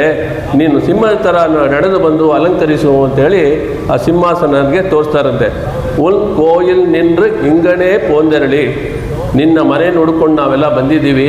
ಆಂಡಾಳ್ ಮತ್ತು ಗೋಪಿಯರು ಹೇಳ್ತಾ ಇದ್ದಾರೆ, ಕೋಪ್ಪುಡಿಯ ಸೀರಿಯ ಸಿಂಹಾಸನತ್ತಿರಂದು, ನೀ ಕುಳಿತುಕೊಂಡಿರೋ ಆಸನ ಇದೆಲ್ಲ ಅದು ಸಾಧಾರಣವಾದ ಆಸನ ಅಲ್ಲ, ಅದು ಸಿಂಹಾಸನದ ಮೇಲೆ ನೀವು ಕುಳಿತಿರುವೆ. ಅದಕ್ಕೆ ಹೇಳ್ತಾರೆ, ರಾಮ ಸಿಂಹಾಸನದಲ್ಲಿ ಕುಳಿತಾಗ ಎಲ್ಲ ಪ್ರಜೆಗಳು ತಮ್ಮ ಕುಂದುಕೊರತೆಗಳನ್ನು ಹೇಳ್ಕೊಳ್ತಾ ಇದ್ರಂತೆ ರಾಮನ ಹತ್ರ. ರಾಮ ಏನು ಮಾಡ್ತಿದ್ದ, ಸಾವಕಾಶದಿಂದ ಕುಳಿತುಕೊಂಡು ಎಲ್ಲದೂ ಕೇಳಿಸ್ಕೊಳ್ತಾ ಇದ್ದಂತೆ. ರಾಮನಿಗೆ ಒಂದು ದೊಡ್ಡ ಒಳ್ಳೆಯ ಗುಣ ಅಂದರೆ ವಿನಯ, ಅದನ್ನು ನಾವು ಬೆಳೆಸ್ಕೊಳ್ಬೇಕು. ರಾಮ ಎಲ್ಲರೂ ಹೇಳೋದನ್ನು ಕಿವಿಗೊಟ್ಟು ಕೇಳುತ್ತಿದ್ದ. ವಿಭೀಷಣ ಶರಣಾಗತಿ ನಾವಾಗವಾಗ ಇದು ಬರ್ತಾನೆ ಇರ್ತೀವಿ. ಇದರಲ್ಲಿ ಏನು ಹೇಳ್ತಾ ಅಂದರೆ, ವಿಭೀಷಣ ಶರಣಾಗತಿ ಸಮಯದಲ್ಲಿ ರಾಮ ಎಲ್ಲರ ಅಭಿಪ್ರಾಯವನ್ನು ಕೇಳ್ಕೊಂಡ. ಶ್ರೀರಾಮ ಎಲ್ಲದೂ ಕೇಳಿಕೊಂಡು, ಅದಕ್ಕೆ ಹೇಳ್ತಾರೆ ಮ್ಯಾನೇಜ್ಮೆಂಟಲ್ಲಿ, listen first to understand and then be understood. Listen first to understand and then be understood ಅಂತೇಳಿ ಒಬ್ಬರು ಹೇಳಿದ್ದನ್ನು ಕೇಳಿಸಿಕೊಳ್ತಾ ಇದ್ದ ಶ್ರೀರಾಮ. ಯಾಮ್ ಅಂದ ಕಾರ್ಯಂ ಆರಾಯ್ದು ಅರುಳ್, ನಾವು ಯಾವ ಉದ್ದೇಶದಿಂದ ಬಂದಿದ್ದೀವಿ ಅಂತ ಕೃಷ್ಣ ನೀನು ಕೇಳೋದು ಬೇಡವಾ? ಇಷ್ಟೆಲ್ಲ ಕಷ್ಟಪಟ್ಟು ಬೆಳಗಿನ ಜಾವ ಸ್ನಾನ, ಆಮೇಲೆ ಮಂಜು ಇಟ್ಕೊಂಡು ಮಂಜು ತಲೆ ಎಲ್ಲ ಬೀಳ್ತಾ ಇದೆ, 10 ಜನ ಗೋಪಿಗಳ ಮನೆಗೆ ಹೋಗಿ ಎಲ್ಲರೂ ಕರ್ಕೊಂಡ್ಬಂದು ನಿಮ್ಮ ಮನೆಗೆ ಅಲ್ಲಿ ಕಾವಲುಗಾರರ ಅಪ್ಪಣೆ ಬೇಕಾಯಿತು, ಅವ್ರ ಅನುಮತಿ ಇವ್ರ ಅನುಮತಿ ಎಲ್ಲರೂ ಎಬ್ಬಿಸಿ ನಿಮ್ಮ ಹತ್ರ ಬಂದಿದ್ದೀವಲ್ಲ, ಇದ್ರ ಬಗ್ಗೆ ನೀವು ಸ್ವಲ್ಪ ಕೇಳಬಾರ್ದಾ ಅಂತ ಇವ್ರು ಹೇಳ್ತಾರಂತೆ. ಆಮೇಲೆ ಏನು ಮಾಡಬೇಕು, ಯಾತಕ್ಕೋಸ್ಕರ ಬಂದ್ವಿ ಅಂತ ಹೇಳಿದ ಮೇಲೆ ನೀನು ಆಲೋಚಿಸಿ ಪರೈ, ಮೊದಲಿಂದ ಹೇಳ್ತಿದ್ದೇನೆ ಪರೈ ಕೊಡುಂಗು ಅಂದರೆ, ಪರೈ ಅಂದರೆ 2 ಅರ್ಥ ಅಂತ ಮೊದಲನೇ ಸಾರಿ ನೋಡಿದ್ವಿ, ಇನ್ನೊಂದು ಸಾರಿ ರಿಪೀಟ್ ಮಾಡ್ತಾಯಿನಿ. ಪರೈ ಅಂದರೆ ಒಂದು ಡಮರು, ಇನ್ನೊಂದೇನು ಅಂದರೆ ಮೋಕ್ಷ, ದೇವರ ಕೈಂಕರ್ಯ ಮಾಡೋದು. ಅದರಿಂದ ಇಲ್ಲಿ ಹೇಳ್ತಾರೆ ಪರೈ ಅಂತ ವಾದ್ಯ ಇದೆಯಲ್ಲ ಅದು ಮಾತ್ರ ಕೊಟ್ಬಿಟ್ಟು ನಮ್ಗೆ ಸ್ಟಾಪ್ ಮಾಡಿಬಿಡ್ಬೇಡ. ಈ ಜನ್ಮದ ಕೊನೆಯಲ್ಲಿ ಈ ಆತ್ಮ ಈ ಶರೀರವನ್ನು ಬಿಟ್ಟು ಹೋಗುವಾಗ ನೀನೇ ಮೋಕ್ಷ ಕೊಡಬೇಕು. ಅದಕ್ಕೆ ಬೇರೆ ಹೇಳ್ತಾ ಇದ್ದಾರೆ, ಕೊಡುತ್ತೇನೆ ಮೋಕ್ಷ ಅಂತ ನೀನು ಶರಣಾಗತಿ ಮಾಡಿದರೆ ಅಂತ ನಿಶ್ಚಿತವಾಗಿ ನೀನೇ ಅಲ್ವಾ ಗೀತೆಯಲ್ಲಿ. ಆದ್ದರಿಂದ ನಮ್ಮನ್ನು ಮರ್ತ್ಬಿಡಬೇಡ, ನೀನು ಸರ್ವಜ್ಞ, ಆದ್ದರಿಂದ ಅರ್ಥ ಮಾಡ್ಕೊಂಡು ನಮಗೆ ಅನುಗ್ರಹ ಮಾಡಬೇಕು ಅಂಥೇಳಿ ಪಾಶುರ 23ನೇ ಪಾಶುರ. ಈ ಪಾಶುರಲ್ಲಿ ಒಂದು ಮುಖ್ಯ ತತ್ವ ಇದೆ. ಇಲ್ಲಿವರೆಗೂ ಇದು ಏನು ಮಾಡ್ತಾರೆ ಅಂದರೆ, ರಾಜರು ಕೂತ್ಕೊಳ್ತಾರಲ್ಲ ಆ ಚೇರ್ಗೆ ಏನು ಹೆಸರಿತ್ತು ಆ ಸೀಟ್ಗೆ ಅಂತ ಹೇಳಿದ್ರೆ ನೃಪಾಸನಂ ಅಂತಿತ್ತಂತೆ. ನೃಪಾಸನಂ ಆಸನಂ ಅಂದರೆ ಸೀಟು. ನೃಪ ಅಂದರೆ ಯಾರು ಅಂದರೆ ರಾಜ ಕುಳಿತುಕೊಳ್ಳುವ ಆಸನ ನೃಪಾಸನಂ. ಮತ್ತು ನೃಪಾಸನಂ ಅದು ಇದು ಅಷ್ಟೇ, ಸಂಸ್ಕೃತ, ಬೇರೇನು ದೊಡ್ಡದಿಲ್ಲ. ರಾಜ ಕೂತ್ಕೊಳ್ಳೋ ಸೀಟು ಅಂತ ಅಂದ್ಕೊಳ್ಳಿ. ಆ ಥರ ಇತ್ತಂತೆ. ಅದನ್ನು ಈಗ ಆಂಡಾಳು ಏನು ಮಾಡಿಬಿಟ್ಲು, ಆ ಹೆಸರನ್ನೇ ಬದಲಾಯಿಸಿಬಿಟ್ಲು. ನರಸಿಂಹನಾಗಿ ನೀನು ಅವತರಿಸಿ ಆ ಒಂದು ಆಸನದಲ್ಲಿ ಕುಳಿತೆ, ಈಗ ಯಾದವ ಸಿಂಹನಾಗಿ ಆಸನದಲ್ಲಿ ಕುಳಿತುಕೊಳ್ತಾ ಇದ್ಯಾ, ಅದನ್ನು ನೃಪಾಸನ ಅಂತ ಕರಿಬೋದೇ? ಒಂದು ಸಿಂಹ ಕುಳಿತುಕೊಳ್ಳುವಂಥ ಆಸನಕ್ಕೆ ಸಿಂಹಾಸನ ಅಂತಲೇ ನಾವು ಕಾಣಬೇಕಲ್ವಾ ಅಂತ ಹೇಳಿಬಿಟ್ಟು ಇವತ್ತು ಇದಕ್ಕೆ ಇಟ್ಟ ಸಿಂಹಾಸನ ಎಂಬ ಹೆಸರು ಯಾವುದೇ ದೇಶ ಇರಲಿ, ಯಾವುದೇ ರಾಜ ಇರಲಿ, ಆ ರಾಜ್ಯಭಾರ ಮಾಡಲು ಕುಳಿತುಕೊಳ್ಳುವ ಆಸನಕ್ಕೆ ಸಿಂಹಾಸನ ಅಂತ ಹೆಸರು ಕೊಟ್ಟಿದ್ದು ನಮ್ಮ ಆಂಡಾಳ್ ಅಂತೇಳಿ ಎಲ್ಲ ಕಡೆಯೂ ಉಲ್ಲೇಖ ಮಾಡಿದ್ದಾರೆ. ಅದರಿಂದ ಇನ್ನು ಅವರ ಆಂಡಾಳು ಕೊಟ್ಟಿದ್ದ ಸಿಂಹಾಸನ ಜ್ಞಾಪಕ ಇಟ್ಕೊಳ್ಳಿ, ಸಿಂಹ ಆಸನ. ಈಗ ನಮ್ಮ ದೈನಂದಿನ ಯೂಸ್ಗೆ ಈ ಪಾತ್ರದಲ್ಲಿ ಏನು ಬರುತ್ತೆ ನೋಡಿಬಿಟ್ಟು ವಿಲ್ ಗೋ ಟು ನರಸಿಂಹ ಅವತಾರ ಕೊನೆಯಲ್ಲಿ. ಪರಮಾತ್ಮ ಸರ್ವೇಶ್ವರನ ವಿಶೇಷ ಅನುಗ್ರಹದಿಂದ ಮನುಷ್ಯ ಶರೀರವನ್ನು ಧರಿಸಿ ಅದರಲ್ಲಿ ನಾವು ನಮ್ಮ ದೃಷ್ಟಿಕೋನವನ್ನು ಸದಾ ಸರ್ವಕಾಲ ಬದಲಾಯಿಸಿದ ಶಕ್ತಿಯನ್ನು ನಮಗೆ ಪರಮಾತ್ಮ ಒಂದು ಗುಣವಾಗಿ ಏರ್ಪಡಿಸಿಕೊಟ್ಟಿದ್ದಾನೆ. ಇದಕ್ಕೆ ಆಂಗ್ಲ ಭಾಷೆಯಲ್ಲಿ ಪ್ಯಾರಾಡೈಮ್ ಶಿಫ್ಟ್ ಅಂತೀವಿ. ಪ್ರತಿದಿನ ನಮ್ಮ ಜೀವನದಲ್ಲಿ ಸುಧಾರಣೆ ಕಡೆ ಪ್ರಸ್ತಾವನೆ ಮಾಡಬೇಕು ಅನ್ನುವುದು ತುಂಬ ಮುಖ್ಯ. ಈ ದೃಷ್ಟಿಕೋನವನ್ನು ಬದಲಾಯಿಸುವಂಥ ಪ್ರಸಂಗದಲ್ಲಿ ಹೆಜ್ಜೆ ಹೆಜ್ಜೆಗೂ ನಾವು ಜೀವನ ಗುಣಮಟ್ಟದ ಕಡೆ ಪ್ರಸ್ಥಾನ ಮಾಡಬೇಕು. ಹಂಗಂದರೆ ಕ್ವಾಲಿಟಿ ಆಫ್ ಲೈಫ್ ಅಂತ ನಾವೇನು ಹೇಳ್ತೀವೋ ಆ ಜೀವನ ಮಟ್ಟ, ಎಷ್ಟು ವರ್ಷ ನಾವು ಬಾಳಿದ್ದೀವಿ, ಎಷ್ಟು ನಿಮಿಷ ಜಾಗೃತಾವಸ್ಥೆ ಇದ್ದೀವಿ, ಎಷ್ಟು ಚೆನ್ನಾಗಿ ಮಾತಾಡಿದ್ದೀವಿ ಅನ್ನೋದು ಮುಖ್ಯವಲ್ಲ, ಯಾವ ಥರ ಬಾಳಿದ್ದೀವಿ. ನಮ್ಮ ಇದರಲ್ಲಿ ವೈಯತ್ತು ವಾಳ್ವೀರ್ ಹಾಳ್ ಅಂತ ನಾವು ನೋಡಿದಲ್ಲ 2ನೇ ಪಾತ್ರದಲ್ಲೇ ನೀವು ಬಾಳ್ತೀರಾ ಇಲ್ಲ ವಾಸಿಸ್ತಾ ಇದ್ದೀರಾ ಅಂತೇಳಿ. ಬಾಳಬೇಕು, ಸುಮ್ಮನೆ ಇರ್ತೀವಿ ಇರ್ತೀವಿ ಅಂದರೂ ಶವ ಇರೋ ಥರ ಆಗ್ಬಿಡುತ್ತೆ ಅಷ್ಟೇ, ಲಿವಿಂಗ್ ಡೆಡ್ ಬಾಡಿ ಥರ. ನಾವು ಬಾಳಬೇಕು, ಯಾವ ಥರ ಬಾಳಬೇಕು ಅನ್ನೋದು ಕ್ವಾಲಿಟಿ ಆಫ್ ಲೈಫ್ ಅಂತ ತಿಳ್ಕೊಡಿ. ಏನನ್ನು ಮಾತಾಡಿದ್ವಿ ಅನ್ನೋದು ಮುಖ್ಯ. ಆ ಕ್ವಾಲಿಟಿ ಈಸ್ ವೆರಿ ಇಂಪಾರ್ಟೆಂಟ್. ಆ ಗುಣಮಟ್ಟದ ಕಡೆ ಹೋಗುವಂಥ ದಾರಿಯಲ್ಲಿ ನಮ್ಮ ದೃಷ್ಟಿಕೋನವನ್ನು ನಾವು ಬದಲಾಯಿಸಬೇಕು. ಇಲ್ಲದೆ ಹೋದರೆ ಸ್ಥಗಿತವಾಗಿರೋ ಮನೋಭಾವನೆ ಉಂಟಾಗಿ ಜೀವನ ಅಲ್ಲೇ ಸ್ಥಗಿತ ಆಗುತ್ತೆ. ನಮ್ಮ ಒಳಗಡೆ ನಿಯಂತ್ರಣವಿಲ್ಲದೆ ಜೀವನ ಮಾಡಿದರೆ ನಮ್ಮ ಜೀವನದ ಗುಣಮಟ್ಟದಲ್ಲಿ ಸ್ಥಗಿತ ಉಂಟಾಗುತ್ತೆ. ಅದನ್ನು ಬಿಟ್ಟು ನಮ್ಮ ಜೀವನದಲ್ಲಿ ನಾವು ಮುಂದೆ ಸಾಗಬೇಕು ಅನ್ನೋದು ಇವತ್ತಿನ ಪದ್ಯದಲ್ಲಿ ಪುರಪಟ್ಟು ಆ ಶಬ್ದ ಯೂಸ್ ಮಾಡಿದ್ದಾಳಲ್ಲ, ಪುರಪಟ್ಟು ಅಂತ ಹಾಕಿರೋ ಪದದಲ್ಲಿ ಸುಮ್ಮನೆ ಹಂಗೆ ಅರ್ಥ ಕೇಳಿದ್ರೆ ಸಾಧಾರಣವಾಗಿ ಹೊರಟ ಅಂತ ಅರ್ಥ ಅಷ್ಟೇ. ಹೊರಟು, ಪುರಪಟ್ಟು ಅಂದರೆ ಹೊರಟು ಅಂತ. ಆದರೆ ಅಲ್ಲೇ ನಿಂತುಕೊಳ್ಳದೆ ಮುಂದಕ್ಕೆ ಹೊರಟು ಜೀವನದಲ್ಲಿ ಕ್ರಿಯಾಶೀಲರಾಗಿ ನಮ್ಮ ಕ್ರಿಯಾಮಾಲೆಯನ್ನು ದೃಷ್ಟಿಕೋನ ಹೆಚ್ಚಿಸಿಕೊಂಡು ಗುಣದ ಮಟ್ಟದ ಕಡೆ ನಾವು ಹೋಗಬೇಕು ಅಂತ ಅದ್ಭುತ ವಿಷಯ ಇವತ್ತಿನ 23ನೇ ಪಾಸುರದಲ್ಲಿ ನರಸಿಂಹನನ್ನೇ ಉದಾಹರಣೆಯಾಗಿ ತಗೊಂಡು ಪ್ರಹ್ಲಾದನನ್ನೇ ಉದಾಹರಣೆಯಾಗಿ ತೆಗೆದುಕೊಂಡು ಈ ಒಂದು ಪದ್ಯದಲ್ಲಿ ನಮಗೆ ಪುರಪಟ್ಟು ಪದದ ಅರ್ಥವನ್ನು ತಿಳಿಸಿದ್ದಾಳೆ ಆಂಡಾಳ್. ಭಗವಂತನ ಹತ್ರ ಕೇಳ್ಕೊಳ್ತಾಳೆ, ಆ ಪ್ರಸ್ಥಾನ ಮಾಡಿಬಿಟ್ಟು ನಮ್ಮ ಬಳಿ ಬಾ ಅಂತ ಹೇಳಿಬಿಟ್ಟು ಭಗವಂತ ನಮ್ಮ ಬಳಿ ಯಾಕೆ ಬರಬೇಕು ಅಂತ ಹೇಳಿದರೆ, ನಾವು ಉದ್ಧಾರದ ಕಡೆಗೆ ಅವನ ಕೈ ಹಿಡಿದು ಹೋಗೋಕ್ಕೋಸ್ಕರ ಅವನ ಹತ್ತಿರಕ್ಕೆ ಬಂದಷ್ಟು ನಮ್ಮ ಬಳಿ ಅವನ ಮನಸ್ಸನ್ನು ಕಟಾಕ್ಷವನ್ನು ಕೇಂದ್ರೀಕೃತ ಮಾಡಿ ನಮ್ಮ ಕೈಯನ್ನು ಹಿಡಿದು ನಮ್ಮನ್ನು ಗುಣಮಟ್ಟದ ಕಡೆ, ಸಾಧನೆ ಕಡೆಗೆ, ಜೀವನದ ವಿಜಯದ ಕಡೆಗೆ, ಜೀವನದ ಸಾರ್ಥಕತೆ ಕಡೆಗೆ ಭಗವಂತ ಕರೆದೊಯ್ತಾನೆ ಅಂತ ನಾವು ತಿಳ್ಕೋಬೇಕು. ಹೆಂಗೆ ಮಳೆಗಾಲದಲ್ಲಿ ಕಾಡಿನ ರಾಜನಾದ ಸಿಂಹ ಗುಹೆಯೊಳಗೆ ಮಲಗಿರುತ್ತೋ ಅದೇ ಥರ ಎಲ್ಲರೊಳಗೂ ಅಂತರ್ಯಾಮಿಯಾಗಿ ನರಸಿಂಹ ಇದ್ದಾನೆ ಅಂತ ಹೇಳಿಬಿಟ್ಟು ವೇದ ಹೇಳುತ್ತೆ. ಮೃಗೋ ನ ಭೀಮತ್ ಕುಚರೋ ಗರಿಷ್ಠ, ನಮ್ಮೊಳಗೆ ಅಂತರಾತ್ಮನಾಗಿ ಅಂತರ್ಯಾಮಿಯಾಗಿ ನಮ್ಮ ಹೃದಯ ಮಂದಿರ ನರಸಿಂಹ ನಮ್ಮನ್ನು ಉದ್ಧಾರ ಮಾಡೋಕ್ಕೆ ಕಾಯ್ತಾ ಇದ್ದಾನೆ. ಭಗವಂತ ನಮ್ಮ ದೇಹಗುಲದಲ್ಲಿ ಇಟ್ಟುಕೊಂಡು ಅದನ್ನು ದೇವಸ್ಥಾನವಾಗಿ ಏರ್ಪಡಿಸಿದ್ದಾನೆ. ಅವನು ಸಂಕಲ್ಪ ಮಾಡಿ ಈ ದೇಹಗುಲದಿಂದ ನಾನು ಹೊಸ ದೇಗುಲಕ್ಕೆ ಹೋಗ್ತೀನಿ ಅಂತ ಹೇಳಿಬಿಟ್ಟು ಅವನು ಹೊರಟ್ಬಿಟ್ರೆ, ಹಂಗೇನೆ ಅಂತ ನಮ್ಮ ಈ ಶರೀರ ಬಿಟ್ಟು ನಮ್ಮ ಆತ್ಮ ಹೊರಟುಬಿಟ್ರೆ ಅವಾಗ ಏನಾಗುತ್ತೆ ಅಂತ ಹೇಳಿದ್ರೆ, masculine and feminine gender will go, it will become neutral gender. ಏನಾಗುತ್ತೆ, ಅವನು ಅವಳು ಹೋಗ್ಬಿಟ್ಟು ಅದು ಬಂತ. ನಾವೇನೋ ನೋಡಬೇಕು, ಲಾಸ್ಟ್ ರೈಟ್ಸ್ ರೆಸ್ಪೆಕ್ಟ್ಸ್ ಕೊಡೋಕ್ಕೆ ಹೋದಾಗ ಬಾಡಿ ಬಂತ ಅಂತ ಕೇಳ್ತೀವಿ ಹೊರತು ಬಾಡಿ ಬಂದರ ಬಾಡಿ ಬಲ್ಲ ಅಂತ ಮ್ಯಾಸ್ಕ್ಯುಲೈನ್ ಫೆಮಿನೈನ್ ಇಲ್ಲ. ದೇವರು ಒಳಗಡೆ ಇರುವವರೆಗೂ ನಮ್ಮ ಇದಕ್ಕೆ ಶರೀರಕ್ಕೆ ವ್ಯಾಲ್ಯೂ. ಅದರಿಂದ ನಾವು ಅದು ಚೆನ್ನಾಗಿ ತಿಳ್ಕೋಬೇಕು. ಅಂತಹ ಭಗವಂತ ನಮ್ಮೊಳಗೆ ನರಸಿಂಹನಾಗಿದ್ದಾನೆ. ಮಾರಿ ಮಲೆಮಂಜಿಲ್ ಮನ್ನಿ ಕಿಡಂದರಂಗಂ ಸೀರಿಯ ಸಿಂಗಂ ಅರಿವುಟ್ರು ತೀವಿಳುತ್ತೆ. ಇದರಲ್ಲಿ ತುಂಬ ವಿಶೇಷವಾದ ಪದಗಳನ್ನು ಹಾಡಾಳು ಕೊಡ್ನಾಡ್ತಾ ಇದ್ದಾಳೆ. ಮಾರಿ ಮಳೆ, ಮಲೆ ಮುಂಜಿನ ಗುಹೆ, ಮನ್ನಿ ಕಿಡಂದು ಚೆನ್ನಾಗಿ ನಿದ್ರಿಸುವಂಥ ಸೀರಿಯ ಸಿಂಹವನ್ನು ಸುಂದರವಾದ ಸಿಂಹ ಅರಿವತ್ತು ಎದ್ದು ತೀಕ್ಷಣವಾಗಿ ಹೋಗಿ ಕಟಾಕ್ಷಿಸಿ ವೇರಿ ಮೈಯಪಂಗ ಎಪ್ಪಾಡಂ ಪೇಂದುದ್ದರಿ. ಒಂದು ಸಿಂಹ ಎದ್ದಿದ ತಕ್ಷಣ ಮೈ ಮುರಿಯುತ್ತೆ, ಅದರ ಕೂದಲನ್ನೆಲ್ಲ ಉದುರ್ಕೊಳ್ತಾ ಇರುತ್ತೆ. ಮೂರಿ ನಿಮಿಂದ ಮುಳಂಗಿ ಪುರಪಟ್ಟು ಅದರ ಬೆನ್ನನ್ನು ಮುರಿದು ಸಿಂಹ ಹೊರಡುತ್ತೆ ಅಂತ ಹೇಳಿ ನಮ್ಮ ಒಳಗಡೆ ಇರುವಂಥ ನರಸಿಂಹ ವಾತ್ಸಲ್ಯ ಪರಿಪೂರ್ಣ, ಅಭಯ ಪ್ರದಾನ ಪರಿಪೂರ್ಣ, ಒಂದು ಕ್ಷಣದಲ್ಲಿ ಒಂದು ಕೆಲಸವನ್ನು ಸಾಧಿಸುವಂಥ ಗುಣವುಳ್ಳ ನರಸಿಂಹ ನೆನೆಸ್ಕೊಂಡಿದ್ದ ತಕ್ಷಣ ಎಲ್ಲಿಂದ ಬರ್ತಾನೆ ಗೊತ್ತಿಲ್ಲ, ಹೇಗೆ ಬಂದಾಗ ಗೊತ್ತಿಲ್ಲ. ಪ್ರಹ್ಲಾದನ ಟೈಮಲ್ಲಿ ಅದು ನಾವು ನೋಡ್ತೀವಲ್ಲ, ಒಂದೇ ಕ್ಷಣ ಹಿಂಗೆ ಅಂದಿದ ತಕ್ಷಣ ಬಂದ್ಬಿಡ್ತಾನೆ. ಸದಾ ಸುಂದರ ನರಸಿಂಹ ಅವನು, ಸೀರಿಯ ಸಿಂಗಂ. ನರಸಿಂಹನ ದರ್ಶನವನ್ನು ಮಾಡುವ ಸಂದರ್ಭದಲ್ಲಿ ಆಂಡಾಳ್ ನಾವು ನೋಡ್ತಾ ಇದ್ವಿ, ಇವಾಗ ನೋಡ್ತಾರೆ ತಿರುಪ್ಪಾವೆ. ಅವಳು 2 ಗ್ರಂಥ ಬರೆದಿದ್ದಾಳೆ. ಇನ್ನೊಂದು ಹೆಸರು ನಾಚಿಯಾರ್ ತಿರುಮಳಿ ಅಂತ. ಆ ನಾಚಿಯಾರ್ ತಿರುಮಳಿಯಲ್ಲಿ ಅವಳು ಹೇಳ್ತಾಳೆ, ನನ್ನನ್ನು ಮದುವೆಯಾಗಿದ್ದು ಯಾರು ಅಂತ ಹೇಳಿದರೆ, ನಾವೆಲ್ಲ ದಿನ ಕೇಳ್ತಾ ಇದ್ದೀವಿ ಕೃಷ್ಣ ಕೃಷ್ಣ ಕೃಷ್ಣ ಅಂತೇಳಿ. ಅವಳು ಅದರಲ್ಲಿ ಹೇಳ್ತಾಳೆ ಅವನು ನರಸಿಂಹನೇ ಅಂತೇಳಿ. Who is the most handsome god ಅಂತ ಪ್ರಶ್ನೆ ಕೇಳಿದಾಗ ಆಳ್ವಾರ್ಗಳೆಲ್ಲ ಹೇಳ್ತಾರಂತೆ ಮೋಸ್ಟ್ ಹ್ಯಾಂಡ್ಸಮ್ ಈಸ್ ನರಸಿಂಹ ಅಂತ. ಅಳಗಿಯಾನ್ ತಾನೇ ಅರಿಮುಗನ್ ತಾನೇ, ನರಸಿಂಹನೇ ಭಾಳ ಸುಂದರವಾಗಿಂತ ಅವತಾರ ಇರೋ ದೇವರೆಲ್ಲ ನರಸಿಂಹನೇ ಭಾಳ ಸುಂದರ ಅಂತ ಹೇಳ್ತಾರೆ. ಪ್ರಹ್ಲಾದ ಸದಾ ಸರ್ವಕಾಲ ಹರಿನಾಮವನ್ನು ಸಂಕೀರ್ತನೆ ಮಾಡುತ್ತಾ ಇದ್ದ. ಅವನಲ್ಲಿದ್ದಂತಹ ವಿಶ್ವಾಸ ಅವನ ಸುತ್ತಲೂ ಇರುವಂತಹ ನಾಸ್ತಿಕ ಶಕ್ತಿಗಳನ್ನೆಲ್ಲ ದೂರ ತಳ್ತು. Process of work is God ಅಂತ ನಾವು ತಿಳ್ಕೊಬೇಕು. ಮಾಡುವಂಥ ಕೆಲಸದ ಕ್ರಿಯೆಯಲ್ಲ ಅದುವೇ ಭಗವತ್ ತತ್ವ ಅಂತ ನಾವು ತಿಳ್ಕೊಳ್ಬೇಕು. ಈಗ ಹಿರಣ್ಯಕಶ್ಯಪ, ಇವಾಗ ನಾವು ನರಸಿಂಹಾವತಾರಕ್ಕೆ ಹೋಗ್ತಾ ಇದ್ದೀವಿ. ಹಿರಣ್ಯಕಶ್ಯಪ ಒಂದು ಭಾಳ ಅಸುರ ಇದ್ದ, ಅವನ ಮಗನೇ ಪ್ರಹ್ಲಾದ. ಇವರಿಬ್ಬರು ಆಪೋಸಿಟ್ ಕ್ಯಾರೆಕ್ಟರ್ಸ್ ಆಗಿದ್ದರು. ಹಿರಣ್ಯಕಶ್ಯಪು ಅಸುರನ ಮಗನಾದರೂ ಒಳ್ಳೆ ಅಸುರ ಇರ್ಬೋದು ಅಂತ ಅವತ್ತು ಮಾತಾಡುವಾಗ ನಾವು ಇವ್ರು ಪ್ರಹ್ಲಾದನ ಹೆಸರು ಹೇಳಿದ್ವಿ. ಪ್ರಹ್ಲಾದ ಕಂಪ್ಲೀಟ್ ಯಾವಾಗಲೂ ನಾರಾಯಣ ನಾರಾಯಣ ಅಂತೇಳಿ ನಾರಾಯಣ ನಾಮನೇ ನಾರದ ಒಂದು ಹೇಳ್ತಿದ್ದ, ಯಾವಾಗಲೂ ನಾರಾಯಣ ನಾಮ ಹೇಳ್ತಾ ಇದ್ದ. ಅವರಪ್ಪಂಗೆ ಇವನಿಗೆ ಹಿಂಗಾರು ಇಲ್ಲಿಂದ ಟಿಕೆಟ್ ಕೊಡಬೇಕು ಅಂತ ಅವರಪ್ಪ ಕಾಯ್ದರು. ಅದಕ್ಕೆ ಅವ್ರಿಗೆ ಎಷ್ಟೊಂದು ಕಷ್ಟ ಕೊಟ್ಟರು ಅಂದರೆ, ನಾವು ಹೇಳ್ತಾರೆ ಕೃಷ್ಣ ಎಷ್ಟೋ ರಾಕ್ಷಸರು ಬಂದಿರ್ತಾರೆ, ಪ್ರಹ್ಲಾದಂಗೂ ಅಷ್ಟೇ ಕೊಟ್ಟರು ಅವರಪ್ಪ. ಫಸ್ಟು ಅವ್ನಿಗೆ ಬಂದು ವಿಷ ಹಾಕ್ಬಿಟ್ಟು ಊಟ ಮಾಡಿಸಿದ್ರು, ಅದನ್ನು ತಪ್ಪಿಸ್ಕೊಂಡೆ, ಎಲ್ಲ ಭಗವಂತ ತಪ್ಪಿಸಿದ್ದು.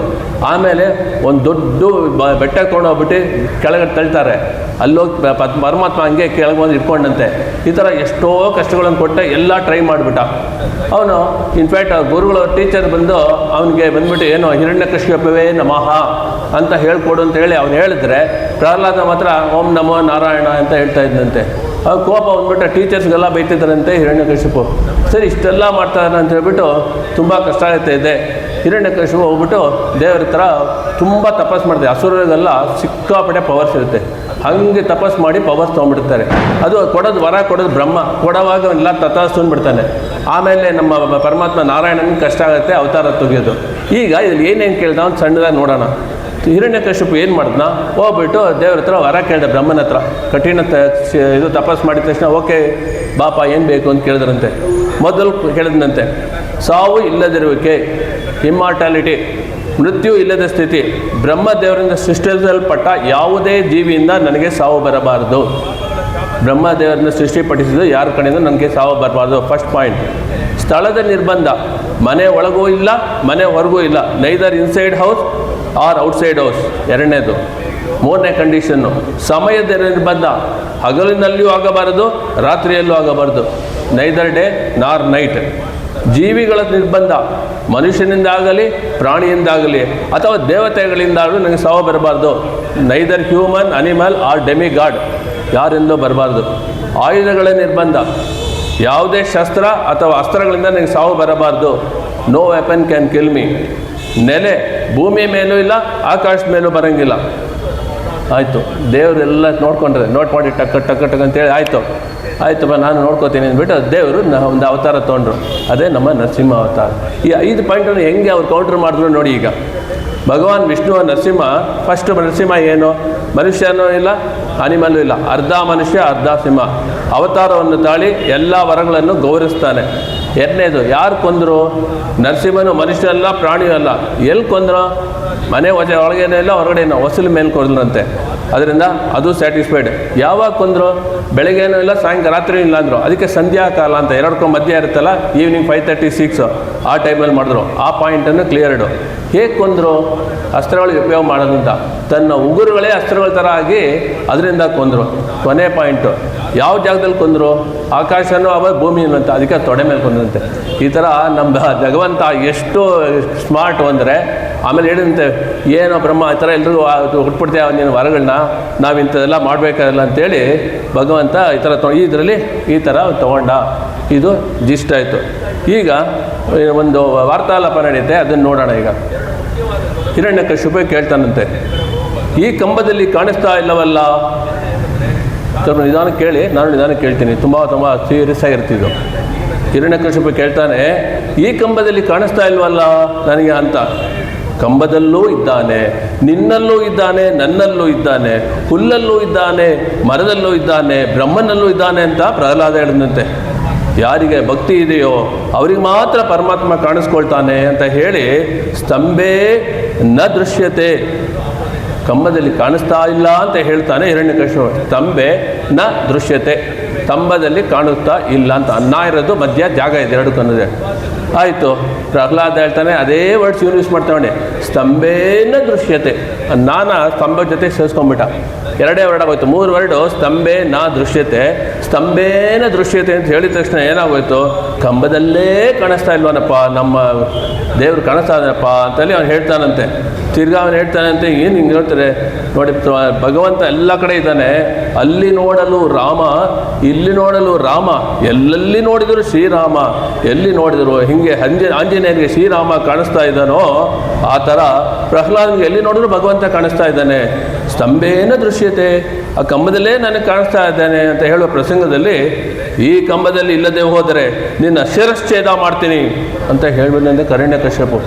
ಇವತ್ತು ಫುಲ್ ಜೋರಾಗಿ ಮಾತಾಡ್ತಾ ಇದ್ದ ಅವನು, ಆ ಥರ ಹೇಳ್ತಾನಂತೆ. ಅದಕ್ಕೆ ಎಷ್ಟು ಚೆನ್ನಾಗಿರ್ತಾರೆ ನಮ್ಮ ಪ್ರಹ್ಲಾದ, ಅದಕ್ಕೆ ಆಸ್ಪದ ಕೊಡಲ್ಲಪ್ಪ ನನ್ನ ಸ್ವಾಮಿ ಅಂತ ಪ್ರಹ್ಲಾದ ಅಂಥ ಸಿಚುವೇಶನ್ನೇ ಬರೋದಿಲ್ಲಪ್ಪ ಅಂತ ಹೇಳ್ತಾನಂತೆ. ಭಗವಂತ ರಕ್ಷಿಸುತ್ತಾನೆ ಅಂತ ಅನ್ನೋ ಮಹಾವಿಶ್ವಾಸ ಪ್ರಹ್ಲಾದನಿತ್ತು. ರಕ್ಷಿಸತಿ ಇತಿ ವಿಶ್ವಾಸ ಅಂತ ಹೇಳ್ತಾರೆ.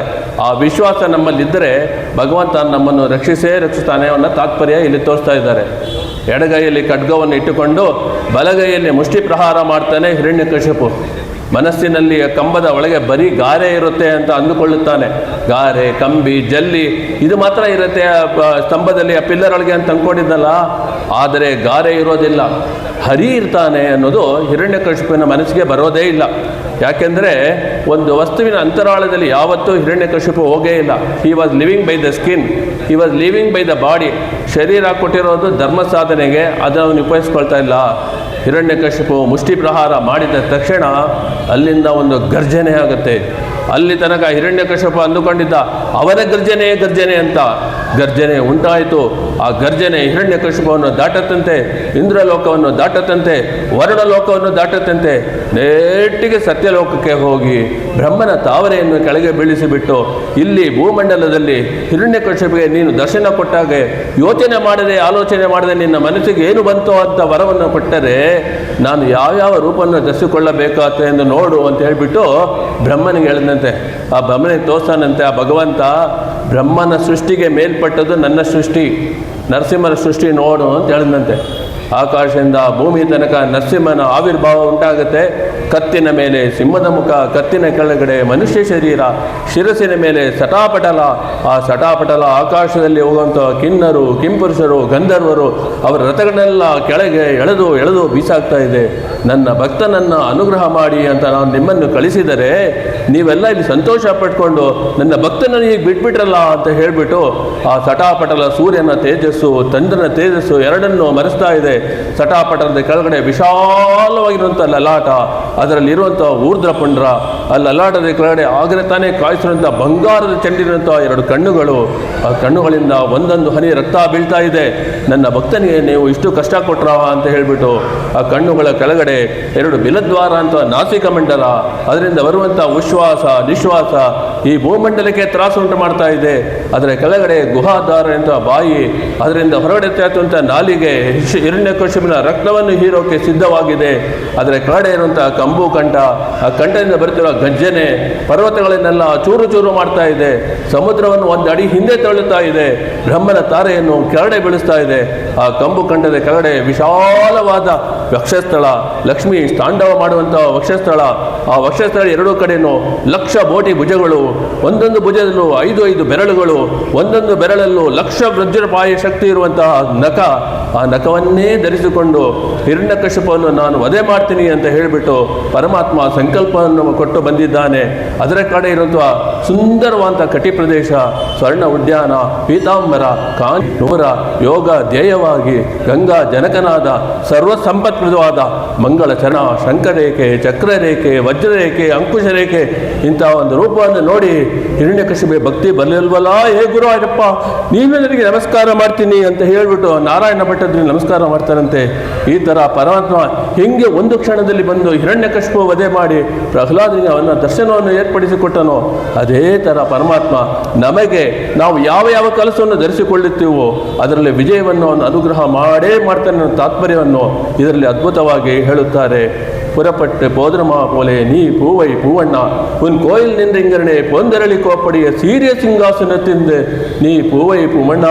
ಭಗವಂತ ಸುಂದರವಾಗಿ ನಮ್ಮ ಹತ್ರ ಬರ್ತಾನೆ. ರಾಜಾಜ ರಾಜವನು, ರಾಜಾಜ ರಾಜನಾಗಿ ನೀನು ಬಂದು ದಾಸನಾಗಿರುವಂಥ ನನ್ನನ್ನು ನೀನು ಅನುಗ್ರಹ ಮಾಡಬೇಕು, ಬಂದು ಸಿಂಹಾಸನ ಮೇಲೆ ಕುಳಿತುಕೋ ಅಂತ ಹೇಳಿಬಿಟ್ಟು ಸೀರಿಯ ಸಿಂಹಾಸನ ತಿರಂದೆ ಹೃದಯ ಸಿಂಹಾಸನದಲ್ಲಿ ಸದಾ ಸರ್ವಕಾರ ನಿನಗೆ ಜಾಗ ಇದೆ ಪರಮಾತ್ಮ, ಅದರಲ್ಲಿ ನೀನು ವಿರಾಜಮನಾಗಿ ನಾವು ಮಾಡುವಂಥ ಒಂದೊಂದು ಕೆಲಸ ನೀನು ಸಂಕಲ್ಪಿಸು. ಕಾರ್ಯಂ ಆರಾಯಂದೆ ಅರುಳ್ ನಾವು ಕೇಳೋದು it may be an ask of immaturity many times. ನಾವು ಭಗವಂತನ ಹೆಸರು ಕೇಳೋ ಪರಿಸ್ಥಿತಿಲಿ ನಮಗೆ ಜ್ಞಾನನೇ ಇರೋದಿಲ್ಲ, ಬುದ್ಧಿನೂ ಇರೋದಿಲ್ಲ. ನಮಗೇನಿತ್ತೋ ಅದನ್ನು ಕೇಳ್ತೀವಿ. ಆದರೆ ಭಗವಂತ ಸಂಕಲ್ಪ ಮಾಡಿ ನಮಗೇನಿತ್ತವೋ ಅವನು ಸಂಕಲ್ಪಿಸಿ ಕಾರ್ಯ ಆರಾಯಿಂದ ಅರುಳ್ ಅಂತ ಅತಿ ಅದ್ಭುತವಾಗಿ ಹೇಳ್ತಾಳೆ. ಅಂತಹ ಭಗವಂತ ನರಸಿಂಹನಾಗಿ ಹೆಂಗೆ ಬಂದು ಪ್ರಹ್ಲಾದನಿಗೆ ಅನುಗ್ರಹ ಮಾಡಿದನೋ ಆ ಥರ ನಮಗೂ ಅನುಗ್ರಹ ಮಾಡಲಿ ಅಂತ ಒಂದು ಪ್ರಾರ್ಥನೆ ಇದರಲ್ಲಿ ನಾವು ಕೇಳ್ಕೋಬೇಕು. ತುಂಬ ಮುಖ್ಯವಾಗಿ ನಮ್ಮ ದೃಷ್ಟಿಕೋನವನ್ನು ನಾವು ಹೆಚ್ಚಿಸಿಕೊಂಡು ಹಿರಣ್ಯಕಶಿಪು ರೀತಿಯಲ್ಲಿ ಬರುವಂಥ ಯಾವುದೇ ಒಂದು ಶಕ್ತಿಗಳಿರಲಿ ಅದನ್ನು ಭಗವಂತ ಹೋಗಿಸ್ತಾನೆ. ನಮ್ಮ ಜೀವನದ ಗುಣಮಟ್ಟವನ್ನು ನಾವು ಅಧಿಕ ಮಾಡಿಕೊಂಡು ನಮ್ಮ ಜೀವನದಲ್ಲಿ ಸಫಲತೆ ಕಡೆ ಪ್ರಸ್ಥಾನ ಮಾಡಬೇಕು ಅನ್ನುವಂಥ ತಾತ್ಪರ್ಯ ಈ ಪಾಶುರದಲ್ಲಿ ಹೇಳಿದ್ದಾಳೆ.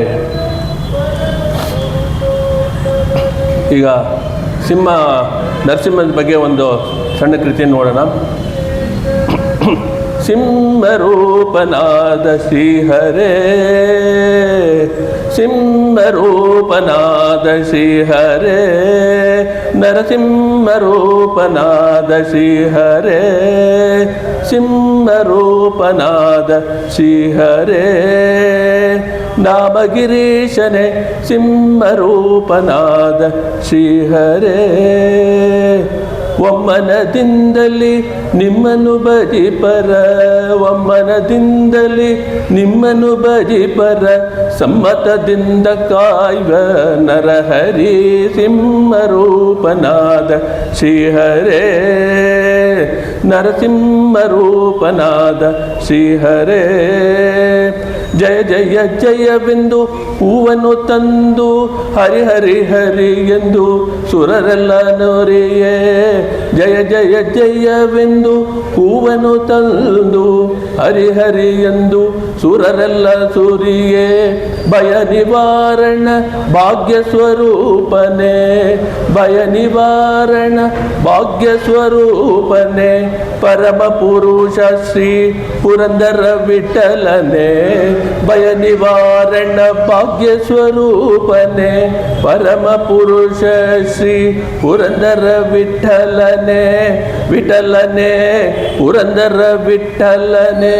ಸಿಂಹರೂಪನಾದ ಶ್ರೀಹರೇ, ಸಿಂಹರೂಪನಾದ ಶ್ರೀಹರೇ, ನರಸಿಂಹರೂಪನಾದ ಶ್ರೀಹರೇ, ಸಿಂಹರೂಪನಾದ ಶ್ರೀಹರೇ.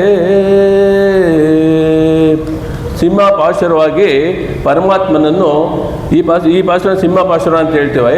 ಸಿಂಹಪಾಶುರವಾಗಿ ಪರಮಾತ್ಮನನ್ನು 3 ನೆಲೆಗಳಲ್ಲಿ ನರಸಿಂಹನಾಗಿ, ರಾಘವ ಸಿಂಹನಾಗಿ, ಯಾದವ ಸಿಂಹನಾಗಿಯೂ ಕೊಂಡಾಡಿ ಅವರೆಲ್ಲ ಅನುಗ್ರಹವನ್ನು ಆಂಡಾಳ ನಮಗೆ ಕೊಡಿಸಿರುವ ಉನ್ನತ ಪಾಶುರ ಇಂದಿನ ಮಾರಿ ಮಲೆಮುಂಡಿಲ್ ಪಾಶುರ. ಇರಣಿಯಿನ್ ಸಭೆಯಲ್ ನೋಡಿಹಿಲ್ ತೋನಿಯ ಜ್ವಾಲಾ ನರಹರಿಯೇ, ಕೂರಿಯ ನಗತಾಲವನುಡಲ್ ಕಿವಿತ್ತ ಅಹೋ ಬಿಲಶೇ, ಅಹೋ ಬಿಲೇಶನೇ, ಅಹೋ ಬಿಲೇಶನೇ. ಬಾಲನೆ ನಾಕ ಉರುವಂ ಕೊಂಡ ಭಕ್ತವತ್ಸಲನೇ, ஆயிரநாமம் போற்றும் தெய்வம் எங்கள் மாலோலனே, ஆயிரநாமம் போற்றும் தெய்வம் எங்கள் மாலோலனே. சிங்கரூபனே பக்தவத்சலனே, சிங்கரூபனே பக்தவத்சலனே. காக்க வேண்டுமப்பா உன் மலரடி புகுந்தோமே, காக்க வேண்டுமப்பா உன் ಮಲರಡಿ ಪುಗುಂದೋಮೆ. ಇದನ್ನು ಬರೆದಿರೋದು ನಮ್ಮ ಗುರುಗಳು ಡಾಕ್ಟರ್ ಶ್ರೀನಿಧಿ ಪಾರ್ಸಾದರು. ನಾಳಿನ ಪಾಶುರ 24ನೇದು ಅನ್ರಿ ಉಲಗಂ ಅಳಂದಾಯ್ ಅಡಿಪೋತ್ನಿ ಅಂತೇಳಿ. ಆ ಪಾಸುರದಲ್ಲಿ ಆಂಡಾಳ್ ಹೇಳ್ತಾರೆ, ಎಷ್ಟೋ ವೃತ್ತಾಂತಗಳನ್ನ ಹೇಳಿಬಿಟ್ಟು ರಾಮಾವತಾರ ಕೃಷ್ಣಾವತಾರದಲ್ಲಿ ಆ ದಿನ ನಿನಗೆ ಯಾರು ನನಗೆ ಮಂಗಳಾಶಾಸನ ಮಾಡಿಲ್ಲ, ಅದಕ್ಕೋಸ್ಕರ ನಾನು ಈಗ ಬಂದು ನಿಮಗೆಲ್ಲರಿಗೂ ಮಂಗಳಾಶಾಸನ ಮಾಡ್ತೀನಿ ಅಂತ. ಅದು ಒಂದು ಅದ್ಭುತವಾದ ಪಾಶುರ, ಅದನ್ನು ನಾಳೆ ನೋಡೋಣ. ಶತಮಕಮಣಿ ನೀಲ ಚಾರು ಕಲ್ಲಾರ ಹಸ್ತ ತನವರ ನಮಿತಾಂಗಿ ಸಾತ್ಸಲ್ಯ ಸಿಂಧು ಅಲಕವಿನಿತಾಭಿ ಸಗ್ಧರ ಕೃಷ್ಣನಾಥ ವಿಲಸತಿ ಉದಿಗೋದ ವಿಷ್ಣು ಚಿತ್ತಾತ್ಮಜಾನಃ. ಆಂಡಾಳ್ ತಿರುವಡಿಗಳೇ ಶರಣಂ. ಸರ್ವಂ ಶ್ರೀಕೃಷ್ಣಾರ್ಪಣಮಸ್ತು.